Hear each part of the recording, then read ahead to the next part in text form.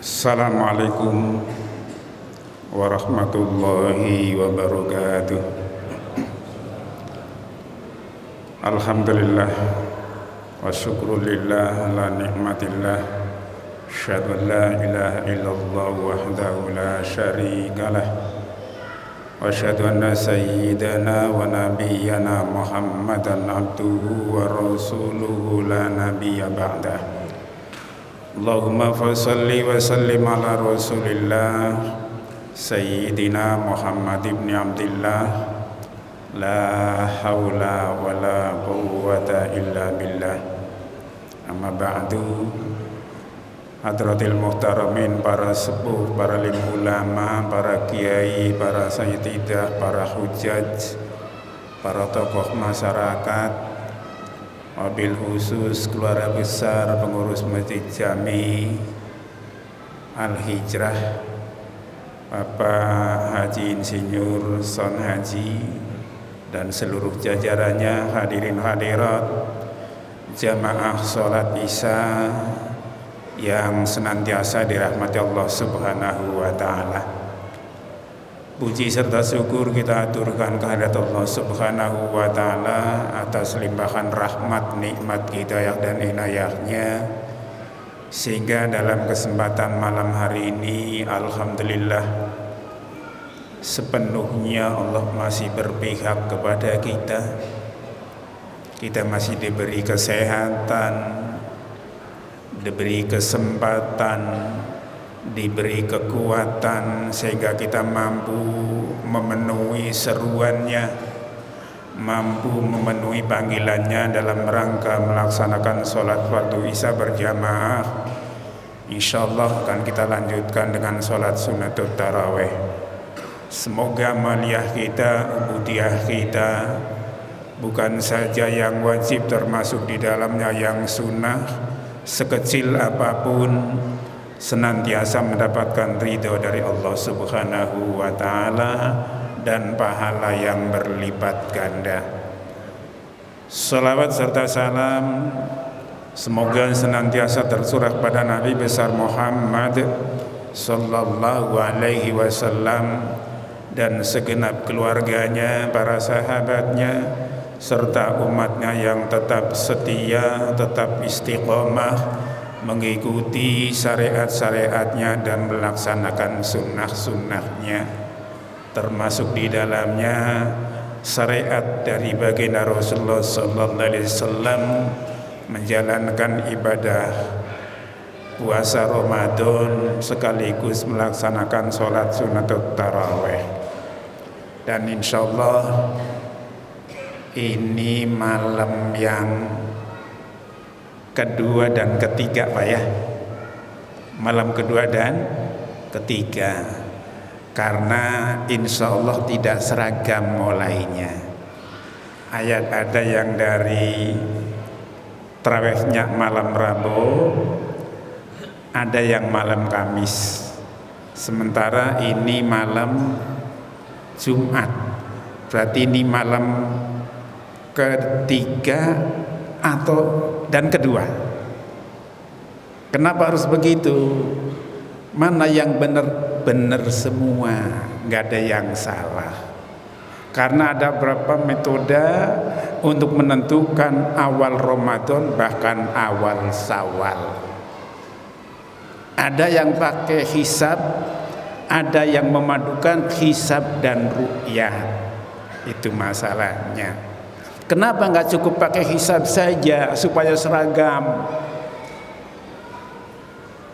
Toh akurasi hisab itu sudah terbukti ya, beratus-ratus tahun, bahkan ada jadwal sholat abadi dari tahun ke tahun seperti itu juga nggak berubah. Itu berarti ketepatan akurasi hisab itu luar biasa. Tapi kenapa mesti harus pakai ru'yah juga? Padahal hasil ru'yah belum tentu juga bisa diterima oleh semua pihak, sehingga seolah menimbulkan konflik, padahal tidak sama sekali. Ya. Kenapa mesti ru'yah? Karena ada pihak-pihak yang tidak berani mengabaikan seruan baginda Rasulullah sallallahu alaihi wasallam. Apa seruannya selain hisab itu ada? Nabi bersabda, sumu li ru'yatihi waftiru li ru'yatihi. Puasalah kamu ketika kamu melihat tanggal 1 Ramadan, dan bukalah kamu ketika kamu melihat tanggal 1 Syawal. Jadi memulai puasa atau mengakhiri puasa patokannya melihat bulan, kata Nabi. Nah, ternyata instruksi ini tidak serta-merta diinstruksikan begitu saja, tapi diantisipasi. Lalu dikasih solusi. Antisipasinya bagaimana? Nabi juga menjelaskan, fa in humma alaikum. Kalau ternyata kamu tidak bisa melihat tanggal karena langit tertutup mendung, tertutup awan, seperti sekarang ini cuacanya mendung terus, sehingga nggak mungkin kita bisa lihat tanggal. Kalau kondisinya seperti itu, kata Nabi, fakmilu iddata sa'bana salathina yauman, rawahul Bukhari wa Muslim. Kalau kamu tidak bisa melihat tanggal, tidak bisa melihat bulan karena langit tertutup awan, tertutup mendung, maka sempurnakanlah bilangan bulan Sa'bannya 30 hari, bukan 29. Yang 29 itu ru'yah, hasil ru'yat. Oh, ini tanggal 28 di ru'yat. Tanggal 29. Ternyata begitu tanggal 29 masuk tanggal 1 Ramadan, maka mau tidak mau Sa'bannya harus 29. Begitu juga ketika Ramadan, nanti menjelang tanggal 29 ru'yat lagi. Kalau ternyata tanggal 29 Ramadan tanggal 1 Syawal sudah muncul, maka mau tidak mau harus dibatalkan puasa jadi 29 hari.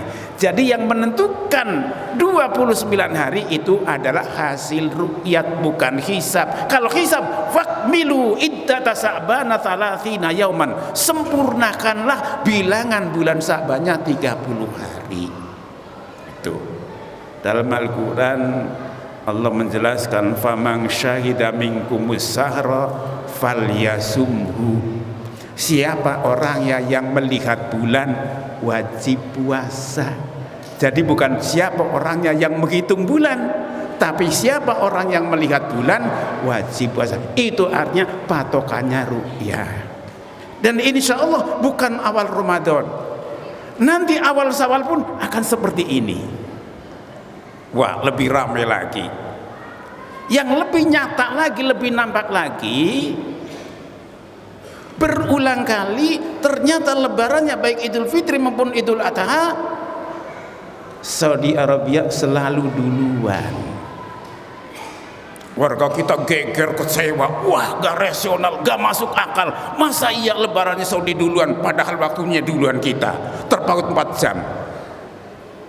Jadi kita lebih dulu, 4 jam berlalu baru Saudi. Itu artinya kalau di sini jam 12, di sana baru jam 8 kita duluan. Kalau waktunya duluan, mestinya kan lebarannya duluan kita. Masa lebarannya kok justru duluan Arab Saudi padahal waktunya duluan kita? Wah, sangat nggak rasional. Ini politik, ini udah macam-macam. Logika sederhananya seperti itu. Ternyata rumusannya nggak seperti itu. Setiap menjelang akhir bulan ada yang kita kenal dengan ijtima, pertemuan bumi, bulan, matahari di satu titik. Itu setiap bulan. Setiap menjelang akhir bulan pasti ada ijtima, pertemuan bumi, bulan, matahari di satu titik. Dari ijtima sampai dengan hilal butuh waktu 7 jam setengah sampai dengan 8 jam. Dari pertemuan bumi, bulan, matahari sampai dengan hilal, terbit tanggal, terbit bulan, itu butuh waktu 7 jam setengah sampai 8 jam. Jadi kalau ijtimanya untuk waktu Indonesia jatuh pada jam 12 siang, ketemu maghrib hanya 6 jam. 12, 1, 2, 3, 4, 5, 6. Padahal waktu yang dibutuhkan sekurang-kurang 7 jam setengah sampai 8 jam. Kalau 6 jam belum bisa. Berarti belum masuk tanggal 1 Ramadan atau tanggal 1 Syawal di Indonesia. Sementara di Saudi kalau ijtimanya waktu Indonesia tanggal jam 12 siang, maka di Saudi berarti jam 8. Jam 8 sampai maghrib 10 jam dia lebaran duluan. Kita sudah lewat. Sebelum tanggal terbit kita sudah lewat duluan. Itu masalahnya. Jadi bukan karena waktunya duluan kita kemudian lebarannya duluan, bukan begitu. Jadi rumusan seperti itu. Ketika menjelang akhir bulan itu selalu saja itu anehnya. Padahal posisi matahari di mana, posisi bulan di mana, posisi bumi di mana. Tapi ketika harus ada kebersamaan, semuanya bisa bertemu di satu titik untuk menjaga kebersamaan. Itulah yang jadi patokan. Jadi patokannya itu lebaran duluan kita atau duluan Saudi itu adalah ijtimanya kapan terjadi. Ketika ijtima terjadi pada jam 8 pagi itu berarti insya Allah akan sama. Jam 10 pagi lebarannya Indonesia Saudi akan sama. Tapi kalau jam 12, jam setengah 12 berat lagi. Ijtimanya jam setengah 12 waktu Indonesia. Nah jam setengah 12 sampai dengan maghrib itu baru 6 jam setengah. Kalau jam 11 berarti 7 jam. 7 jam hilal sudah muncul. Tapi hilal itu belum bisa dideteksi, belum bisa dilihat, belum bisa disaksikan. Padahal perintahnya ru'yat, melihat. Makanya ada ketentuan 3 derajat. Meskipun sudah hilal, kalau belum 3 derajat itu belum bisa dilihat. Kalau belum bisa dilihat, di satu pihak ini belum memenuhi syarat karena tuntutannya sumu li ru'yatih, melihat, wa man syahida minkum syahra, melihat. Jadi kalau meskipun sudah tanggal, kalau bulan belum bisa dilihat itu belum bisa memberikan keputusan. Majelis Ulama Indonesia, Menteri Agama itu belum bisa memberikan keputusan karena meskipun sudah ganti bulan tapi belum bisa dilihat bulannya. Itulah jamaah yang dirahmati Allah. Sekali lagi, jadi semuanya kita harus menerima perbedaan, sebab mustahil kalau kita tidak bisa menerima perbedaan. Jujur saja, kalau kita masih tetap masing-masing dengan prinsipnya, dengan pilihannya, dengan pendiriannya, sholat 5 waktu saja kita nggak pernah beres.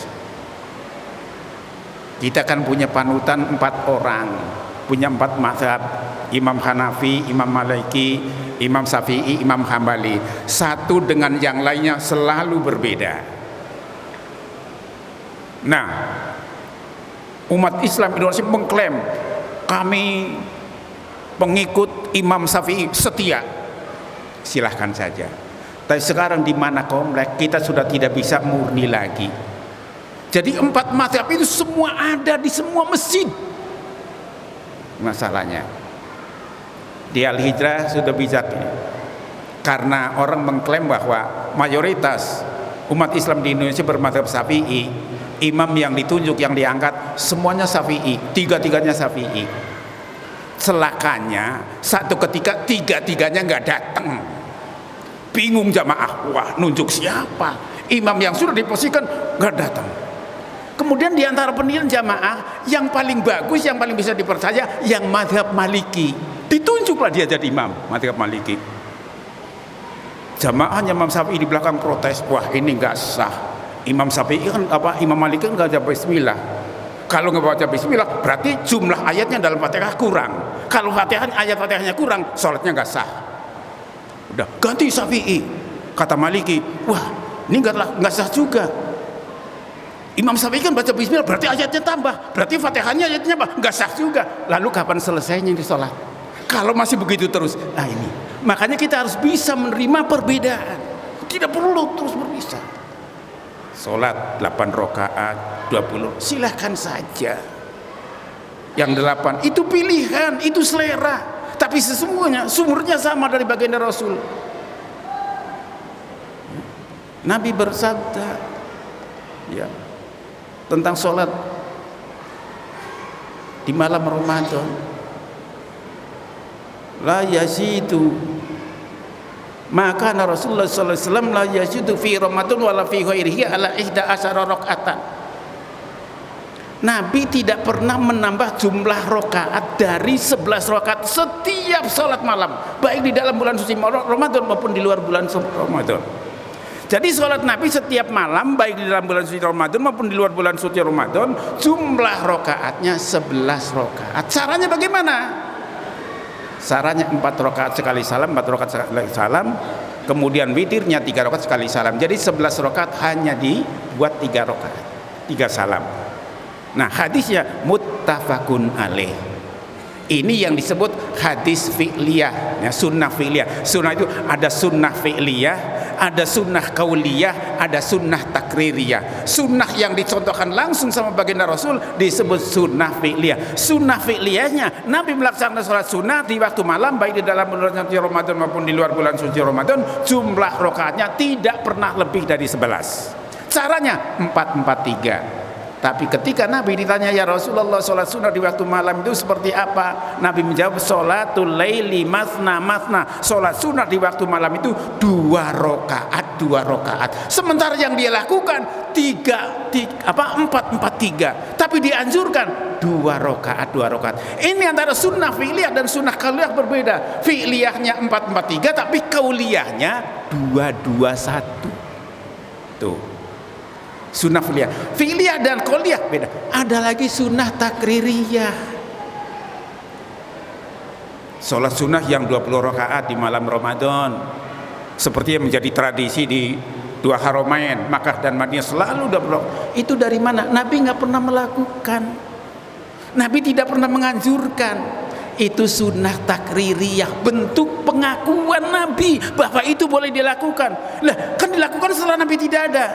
Jauh-jauh hari Nabi sudah memberikan rekomendasi kepada mereka. Apa kata Nabi? Alaikum bi sunnati wa sunnati khulafair rasyidin al-muhdiin addu bin nawajid.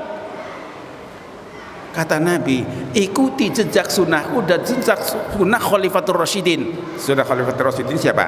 Abu Bakar, Umar, Utsman, Ali bin Abi Thalib. Jadi walaupun Nabi tidak pernah melakukan, kalau salah satu di antara 4 sahabat itu melakukan, wajib bagi kita untuk melakukannya. Addu bin nawajid, pegang kuat-kuat dengan tanganmu dan gigit kuat-kuat dengan gerahamu. Jangan pernah kamu lepas sunnahku dan sunnah Khalifatur Rasyidin. Jadi itu yang dikenal dengan sunnah takririyah. Jadi kalau kita melihat sunnah, jangan fi'liyahnya saja. Kalau ternyata fi'liyahnya tidak ada nggak kauliyahnya? Kalau kauliyahnya ada, pakai kauliyahnya. Kalau kauliyahnya tidak ada, masih kita lihat lagi ada nggak takririyahnya, baru lengkap. Ini asal Nabi tidak mencontohkan, wah itu nggak nyunah, itu bid'ah, itu jangan terlalu mudah menghakimi orang lain. Kita lihat lebih lengkap supaya kita lebih bijak. Itu saja barangkali jamaah yang dirahmati Allah. Sekali lagi pesan saya, masih jauh-jauh hari, harus tetap berantisipasi bahwa Ramadan itu, puasa Ramadan bukan sekedar asyamu al-imsaku, puasa itu menahan diri, tapi puasa juga melatih kepekaan. Lalu puasa Ramadan itu juga membangun pribadi-pribadi menjadi pribadi yang berjiwa sosial. Itu sebabnya puasa tanpa bayar zakat sia-sia. Kesucian jiwa orang yang puasa itu sendiri belum terpenuhi.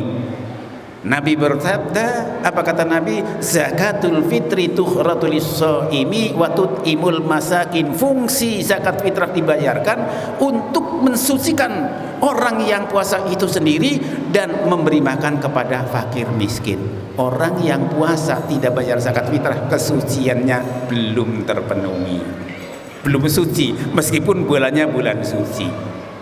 Kemudian hak-hak fakir miskin belum terpenuhi. Karena apa? Karena kita mengabaikan kewajibannya. Hak dan kewajiban saling berkaitan. Hak itu terpenuhi manakala kewajiban ditunaikan. Kalau kewajibannya tidak ditunaikan, hak fakir miskin tidak terpenuhi. Selanjutnya Allah katakan orang yang seperti itu, meskipun kita puasa sebulan penuh, tadarus sebulan berulang kali, tarawih nggak pernah absen, kata Nabi, pendusta agama. Ara'aital ladzi yukadzibu biddin fadzalikal ladzi yad'ul yatim wa la yahuddu 'ala tu'amil miskin. Kita menghardik anak yatim, tidak mau membantu memberi makan kepada fakir miskin, padahal kita punya, kita ada, maka dibilang pendusta agama. Padahal kita puasa kita penuh 1 bulan, tarawih kita nggak pernah absen, tadarus kita 1 bulan berulang kali khatam. Ketika kita tidak punya jiwa sosial, maka itu disebut pendusta agama. Itulah jemaah yang dirahmati Allah. Mudah-mudahan apa yang kita sampaikan menjadi bahan renungan kita bersama untuk menata sikap hidup kita, aktivitas hidup kita ke depan lebih tertib, lebih baik, lebih sempurna, sehingga amalia kita, ibadah kita pada Allah Subhanahu wa taala bisa kita harapkan akan mencapai ridhonya Allah Subhanahu wa taala. Itu saja, kurang dan lebih mohon maaf. Wallahul muwaffiq ila aqwamit thoriq. Assalamualaikum warahmatullahi wabarakatuh.